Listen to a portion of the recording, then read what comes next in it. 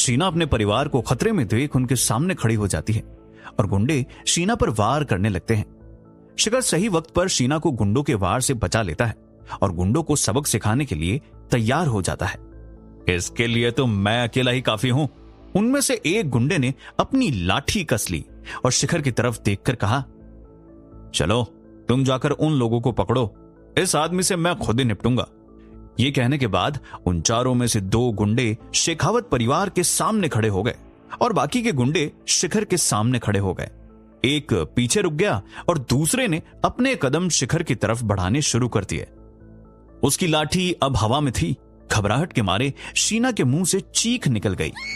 उसे ऐसा लगा था कि उन लाठियों से शिखर के सर में बहुत चोट ना लग जाए। वो शिखर को बचाने आगे जाने लगी, लेकिन इतने में शीना को एक गुंडे ने पकड़ लिया और धक्का देकर वापस पीछे भेज दिया। लेकिन शिखर बड़ी आसानी से उनके अटैक से बच गया। वो इतना तेज था कि वो चारों लोग उसे देखते ही रह गए। शिखर लगातार उनके वार से बचने की कोशिश कर रहा था। यह देखकर उस गुंडे का गुस्सा आसमान छूने लगा था। शिखर उस गुंडे को कमजोर समझने की गलती नहीं कर सकता था। वो जानता था कि वो बहुत ताकतवर थे, इसलिए शिखर के पास खुद को उसके वार से बचाने के अलावा और कोई चारा नहीं था। कई बार उसके वार से बचते हुए शिखर दीवार के कोने पर पहुंच गया और सही समय देखते ही शिखर ने वहीं रखे एक बड़े से पौधे को उठाया और उस गुंडे के सिर पर मार दिया। ऐसा करने पर कमरे में बहुत तेज आवाज गूंज गई। गुंडा खुद को शिखर के वार से बचा पाता इससे पहले शिखर ने दोबारा उसको और जोर से मारना शुरू कर दिया। उस गुंडे के पीछे खड़ा दूसरा आदमी ये देखकर आग बबूला हो गया और भागते हुए शिखर के पास आया और शिखर ने तुरंत ही देखते ही उस आदमी के पैरों के बीच एक जोर की लात मार दी। बचे हुए दोनों गुंडों ने यह देखकर तुरंत अपने कदम शिखर की तरफ बढ़ा लिए। वो तेजी से वहां आए और उन्होंने अपनी लाठी से शिखर पर वार कर दिया। शिखर एक लाठी के वार से तो बच गया, लेकिन दूसरी बहुत जोर से उसकी पीठ पर लग गई। शिखर इसके बावजूद रुका नहीं और दूसरी तरफ मुड़ गया। जिस गुंडे को शिखर ने लात मारकर गिराया था, उसने उसकी लाठी जमीन से उठा ली और बाकी गुंडों को लाठी दिखाकर पीछे हो जाने के लिए धमकाने लगा। शिखर ने वहां मेज के साथ रखी एक कुर्सी उठाई और उसे उन दोनों गैंगस्टर में से एक के ऊपर फेंक दिया। अब शिखर के सामने सिर्फ एक गुंडा बचा था। शिखर ने उसे अपनी लाठी उठाने का मौका ही नहीं दिया और सीधा उसे मारकर जमीन पर गिरा दिया। इस बात पर कोई शक नहीं था कि शिखर भी शारीरिक बल के मामले में उन गुंडों से कम नहीं था। अब जमीन पर चारों गुंडे दर्द में पड़े थे। शिखर को यूं लड़ता देख वहां मौजूद सब लोग हैरान थे। किसी ने सपने में भी नहीं सोचा था कि शिखर गुंडों को हराने की ताकत रखता होगा। शिखर ने जिस तरह लड़ाई करी थी वो किसी मूवी के सीन की तरह लग रहा था। मिस्टर शेखावत भी शिखर की ताकत और लड़ाई से बहुत इंप्रेस थे।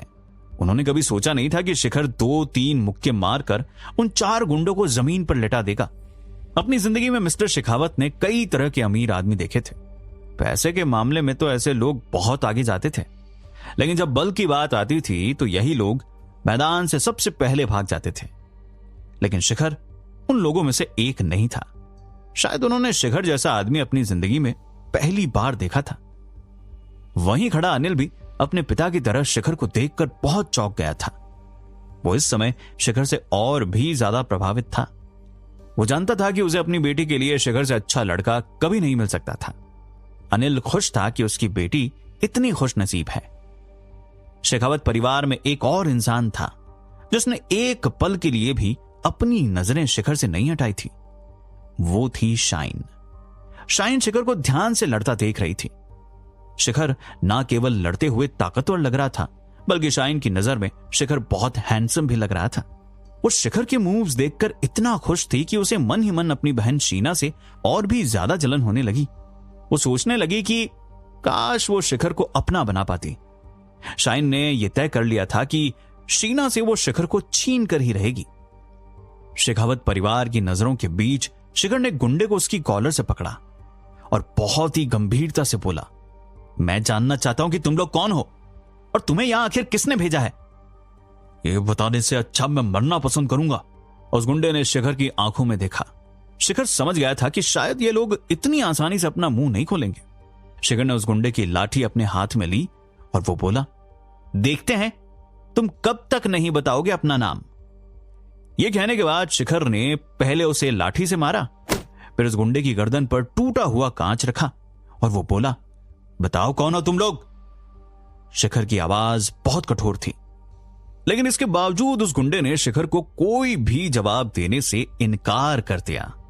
यह देखकर शिखर को बहुत गुस्सा आया और उसने उसी गुस्से के साथ उस गुंडे की छाती पर जोरदार मुक्का मार दिया।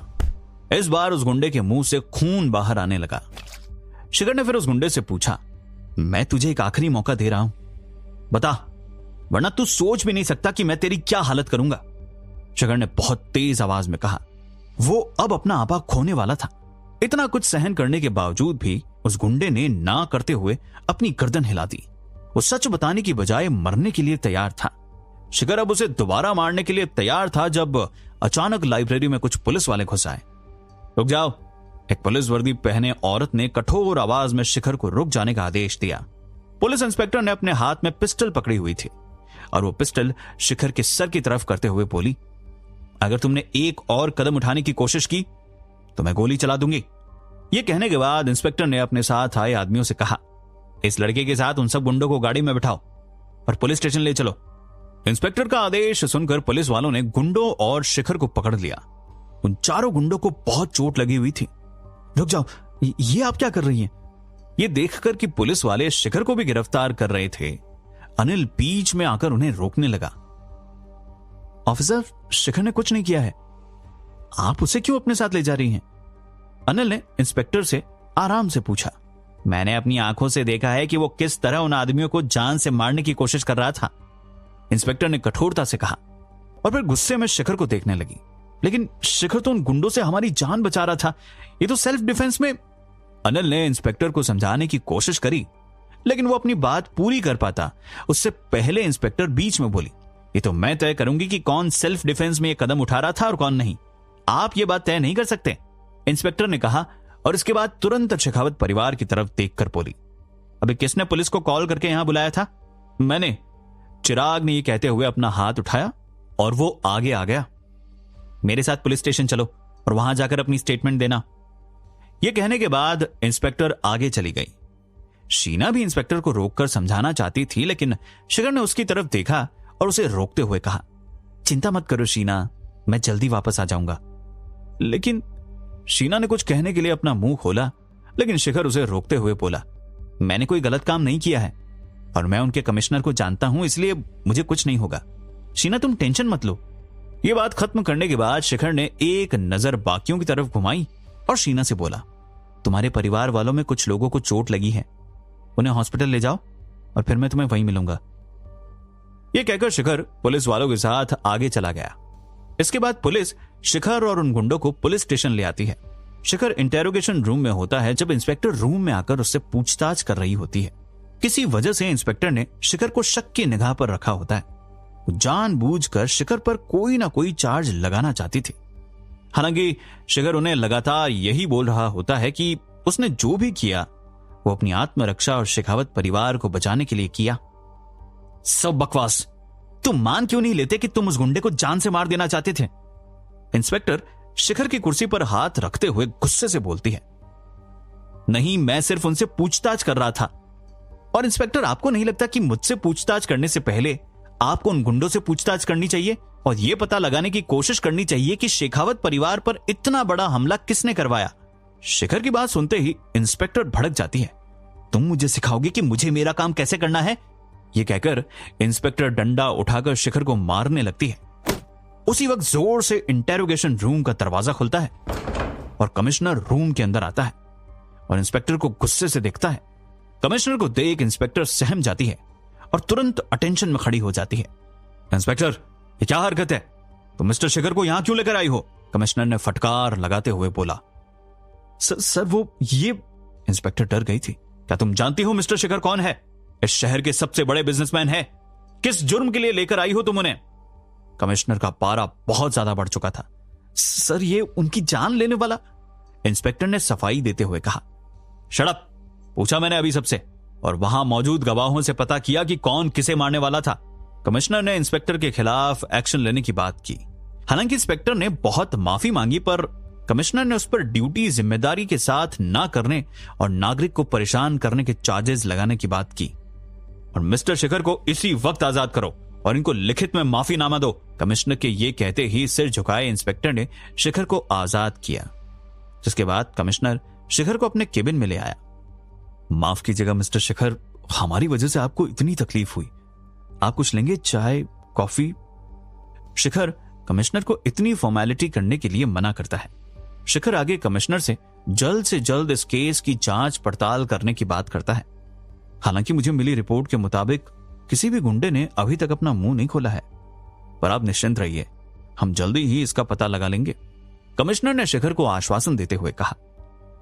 कमिश्नर जानता था कि शेखर और शेखावत परिवार पर इस हमले से पुलिस डिपार्टमेंट पर सवाल उठने वाले थे और यह हाई प्रोफाइल केस भी बन चुका था, जिसकी वजह से उन पर बहुत प्रेशर आने वाला था।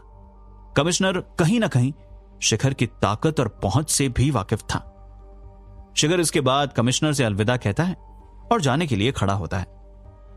मिस्टर शेखर, मैं आपके जाने का बंदोबस्त करवा देता हूं, कमिश्नर ने चिंता के साथ कहा। नहीं, गाड़ी बाहर ही इंतजार कर रही होगी, शेखर मुस्कुराकर जवाब देता है। शेखर केबिन से बाहर निकलता है। हालांकि उसके दिमाग में बहुत से सवाल थे। सबसे पहले तो शेखावत परिवार पर हमला करवाने के पीछे कौन था, और दूसरा कि इंस्पेक्टर शेखर से पूछताछ क्यों कर रही थी। ऐसा लग रहा था कि इंस्पेक्टर जानबूझकर शेखर को फंसाना चाहती हो या कुछ उगलवाने की कोशिश कर रही हो। इन सब सवालों के चलते शेखर पुलिस स्टेशन के रिसेप्शन तक पहुंचता है और देखता है कि वहां चिराग बैठा था। शेखर को देखते ही चिराग अपनी जगह से खड़ा हो जाता है। शेखर, तुम ठीक तो हो? वो मैंने स्टेटमेंट दे दी है सारी। चिराग कहीं ना कहीं हिचकिचा रहा था।